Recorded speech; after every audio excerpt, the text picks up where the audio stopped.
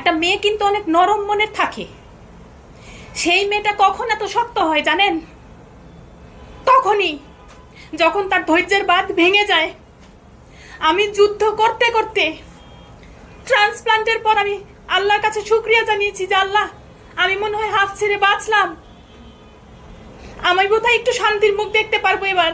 কিন্তু না, আমার হাজবেন্ড ট্রান্সপ্লান্টের পর থেকে আমার সাথে এমন দুর্ব্যবহার শুরু করেছে, কুকুরের মতন।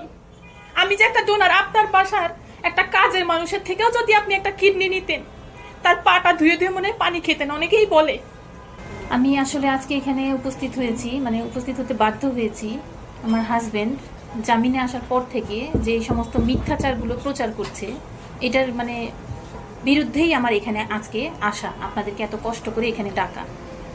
ও এভাবে করে এই যে বিভিন্ন সংবাদ মাধ্যমে বিভিন্ন অডিও ভিডিও এসব জায়গায় যে প্রচার করছে আমার সম্বন্ধে নোংরা কথা এবং আমার পুরো ফ্যামিলির সম্পর্কে, এমনকি বিভিন্ন গণ্যমান্য ব্যক্তিদের নাম ধরে ধরে, এমনকি প্রশাসনের নাম ধরে ধরে, সাভার থানার ওসি সাহেবের নাম ধরে, এসআই এর নাম ধরে, বিভিন্ন মন্ত্রী মিনিস্টার থেকে শুরু করে বিভিন্ন গণ্যমান্য ব্যক্তিদের নাম নিয়ে যেও এই ধরনের নোংরা কথাগুলো ছড়াচ্ছে। এসব কথার তো আসলে কোনো ভিত্তি নাই, একেবারে ভিত্তিহীন এবং মিথ্যা প্রচারণা করছে ও নিজে ভাইরাল হওয়ার জন্য।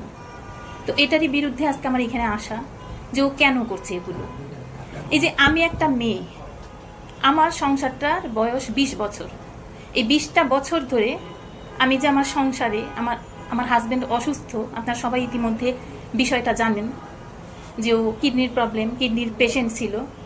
তো আমার বিয়ের 2 বছর পর থেকেই, তখন থেকে তাকে আমি চিকিৎসা করেছি, অনেক যুদ্ধ করেছি, সব কিছু আমি আমার ভাগ্য বলে মেনে নিয়েছি। মেনে নিয়ে আমি আজকে এত দূর যুদ্ধ করতে করতে যখন 10টা বছর শেষ, যখন ওর ট্রান্সপ্লান্ট লাগবে, তখন আমি নিজে একটা কিডনি ওকে ডোনেট করলাম। যখন আমি জানতে পারলাম যে আমি ওকে কিডনি ডোনেট করতে সক্ষম, তখনই আমি এই সিদ্ধান্তটা নিয়েছি।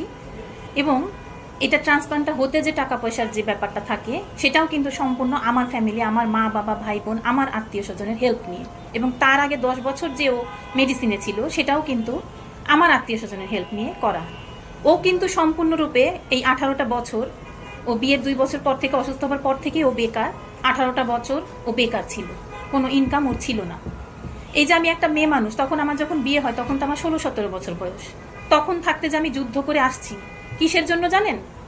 আমি মনে করেছি এটা আমার ভাগ্য, ও আমার হাজবেন্ড হিসেবে আমার লাইফে এসেছে, এটা আল্লাহ তাআলা আমার ভাগ্যে লিখে রেখেছিল। সেজন্য আমি যদি ভাবতাম যে না, ও অসুস্থ, ওকে ফেলে রেখে আমি অন্যদিকে যাই বা আমার কোনো নতুন করে জীবন গড়ার চিন্তা ভাবনা